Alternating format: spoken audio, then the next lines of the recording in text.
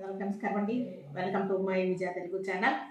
ఈరోజు మనం మెత్తని చపాతీ మెత్తగా ఎలా చేయాలో చేసి చూపిద్దాం. మా అత్తగారు అయితే చపాతీని చాలా స్మూత్గా చేస్తారు. అంటే దాని ప్రాసెస్ చాలా గట్టిగా చేస్తారు. ఆవిడ ఎక్కువ పిండి వేసుకుంటారు. అంటే మేము ఎక్కువ మందిని ఇంట్లో ఫ్యామిలీ మెంబర్స్ ఎక్కువ పిండి. సండే అయితే మార్నింగ్ లేచి మార్నింగ్ ఎంత పిండేసి చాలాసేపు దాన్ని గట్టిగా పిసికి చపాతీలు వేసేవాళ్ళు. పొరలుగా చాలా బాగుండేది.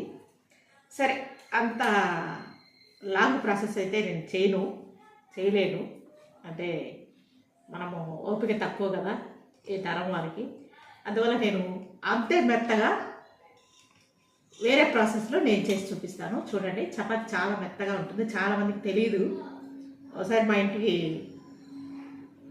ఒక గెస్ట్ వస్తే మేము చపాతీ చేసి పెడితే చపాతీలు ఇంత మెత్తగా ఉంటాయా అని అన్నాడు. ఒక పావు కేజీ పిండి తీసుకున్నాను. పావు కేజీ మీద కొంచెం ఎక్కువే ఉంటుంది. ఇందులో 2 స్పూన్స్ సాల్ట్ వేసాను. అలాగే ఒక 50 గ్రామ్స్ దాకా ఆయిల్ వేసుకోవాలి. ఇదే దీనిలో ఉండే సీక్రెట్. ఆయిల్తో కలిపితే చపాతీ చాలా మెత్తగా చాలా స్మూత్గా వస్తుంది. తినేటప్పుడు చాలా బాగుంటుంది. ఓకే,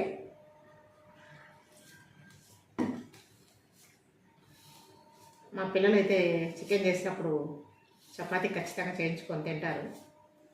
దోశ, చపాతీ.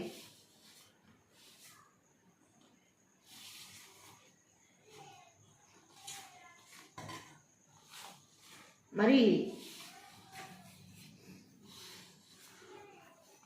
లూజ్గా కలుపుకోకూడదు, కొంచెం గట్టిగానే ఉండాలి. చూడండి, మీరు గమనించినట్టయితే నేను ఆయిల్ వేసి కలుపుతున్నాను కాబట్టి అందులో తేడా తెలుస్తూనే ఉంది. ఇదే ఇందులో ఉండేటటువంటి సీక్రెట్.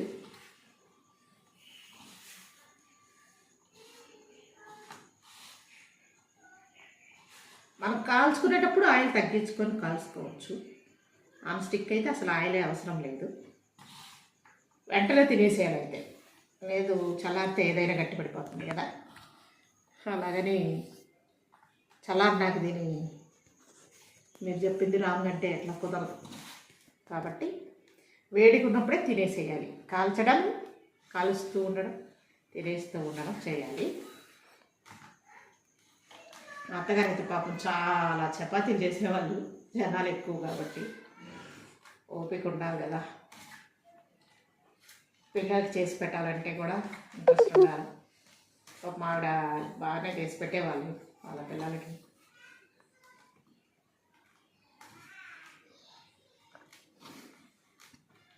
చూడండి,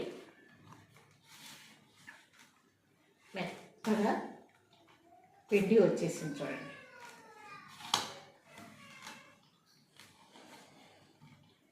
మరీ వాటర్ చేసుకోకూడదు. వాటర్ చేసుకుంటే చపాతీ నీట్గా రాదు. కాబట్టి ఇలా చపాతీని మొత్తం నేనైతే ఇది ఫార్చ్యూన్ పిండి, ఇది బాగుంది. ఫార్చ్యూన్ కంపెనీ అంటే ఆయిల్ కూడా ఉంది కదా, మంచి కంపెనీ, అది బ్రాండెడ్ కంపెనీ. ఆ కంపెనీ నేను మొన్న సరుకులకు పోయినప్పుడు అది తెచ్చాను. ఓకే, సరే.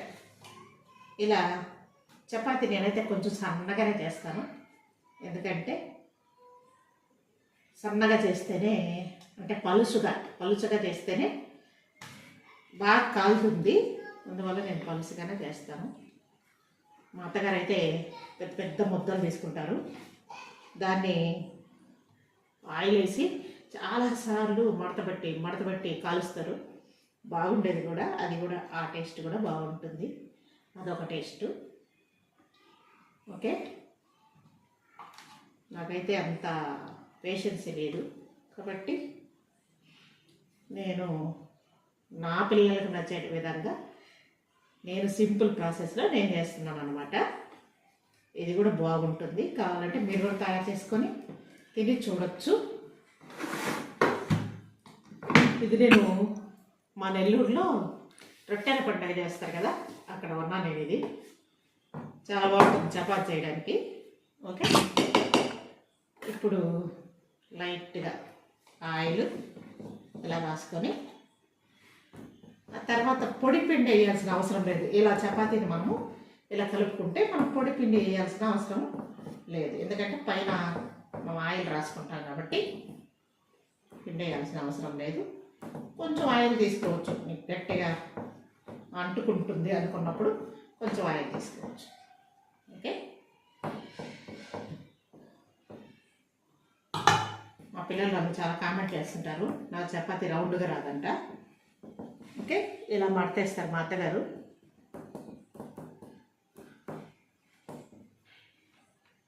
మా వారికి వాళ్ళ అమ్మ చేసే చపాతీ లెక్క చాలా ఇష్టం.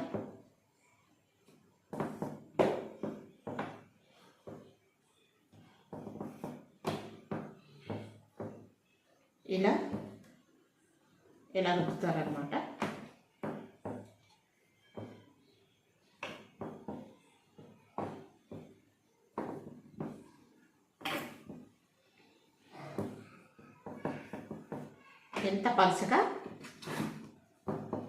ఎంత పలుచగా రావాలి.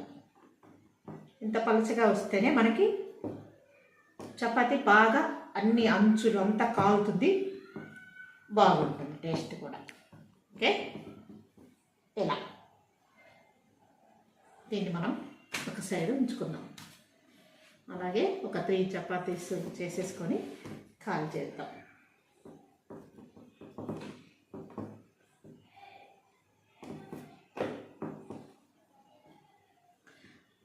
పని కూడా ప్రాసెస్ కూడా స్పీడ్గా అయిపోతుంది, అలాగే మనకి చపాతీ మెత్తగా కూడా వస్తుంది.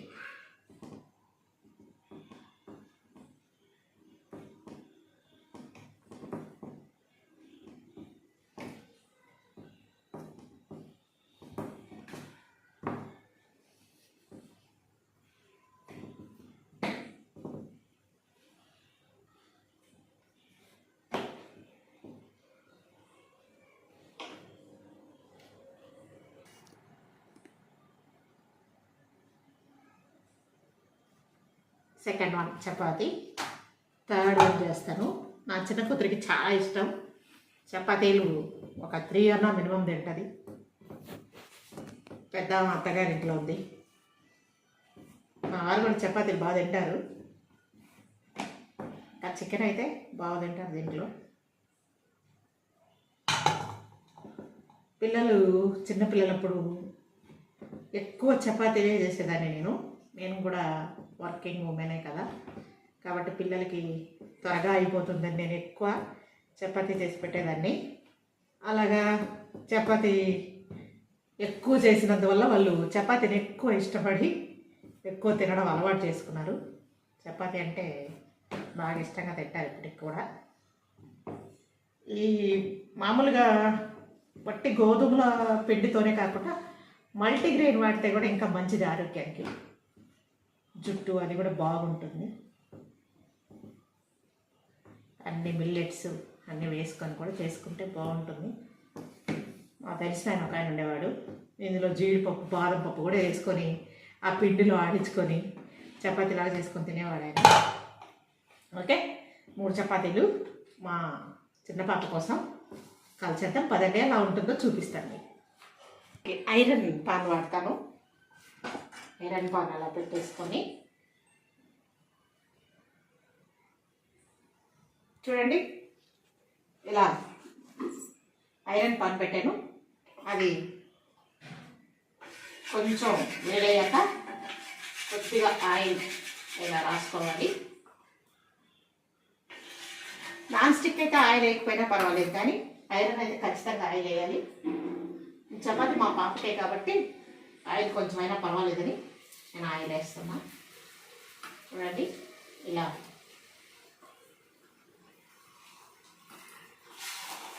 మా అత్తగారు ఇలా అనేవాళ్ళు, ఆయిల్ తీసుకొని ఇలా చపాతీ మీద ఇలా దిద్దేవాళ్ళు అనమాట.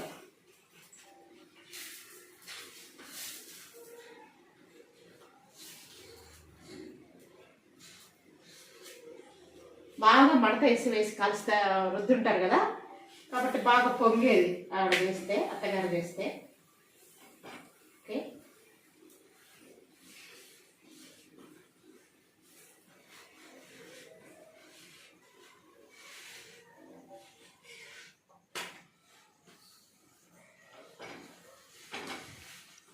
ఏదైనా మనకి రుచికరంగా కావాలంటే కొంచెం ప్రాసెస్ ఉంటుంది. అయితే ప్రాసెస్లో చేసుకుంటేనే టేస్టీగా తినచ్చు. చూడండి చపాతీ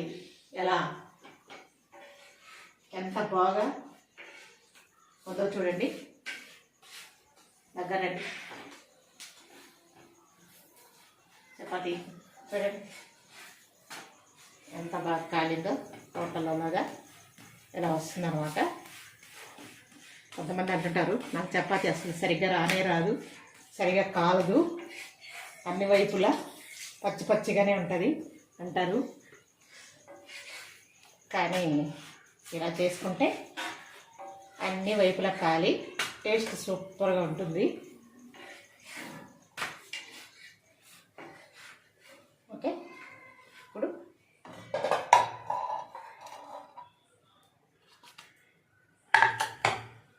మరొక చపాతీని మనం కాదు.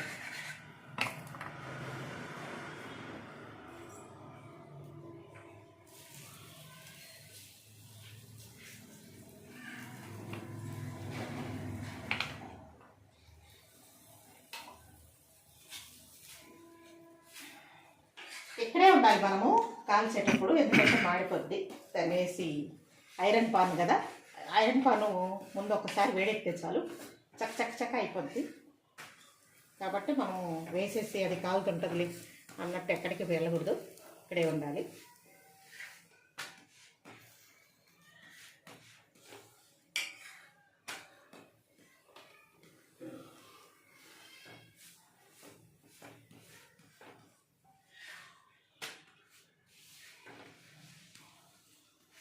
సూపర్, చాలా బాగా కాలింది.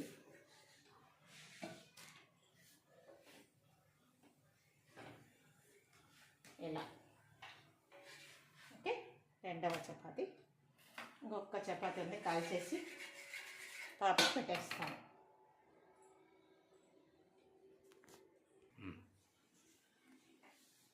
ఓకే, కాలిపోయే.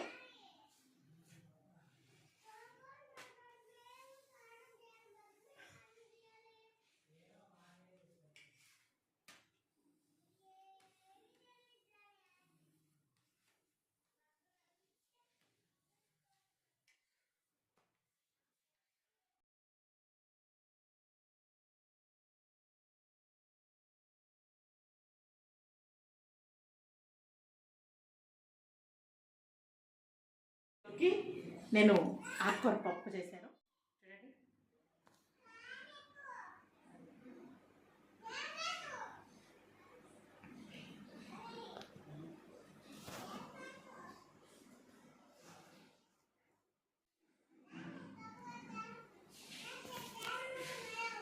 ఓకే, ఇది మా పాపకు పెట్టి ఎలా ఉందో అడుగుదాం. మా అమ్మ అయితే వీడియోకి రాదు. సరే, నేనే టేస్ట్ ఎలా ఉందో చెప్తాను. పదండి ఇస్తాను, ఇక మా పాపకి ఇచ్చేద్దాం. ఓకే, చూడండి చపాతీని ఎలా తుంచితే ఎలా కనుగుతుందో చూడండి, చాలా బాగుంటుంది. ఓకే, ఆకుకూర పప్పు చేశాను, అరటికాయ తాలింపు. ఏ కూరైనా ఇలా చపాతీలో వేసుకొని తినేస్తారు పిల్లలు, వాళ్ళకి ఇష్టం అలాగా.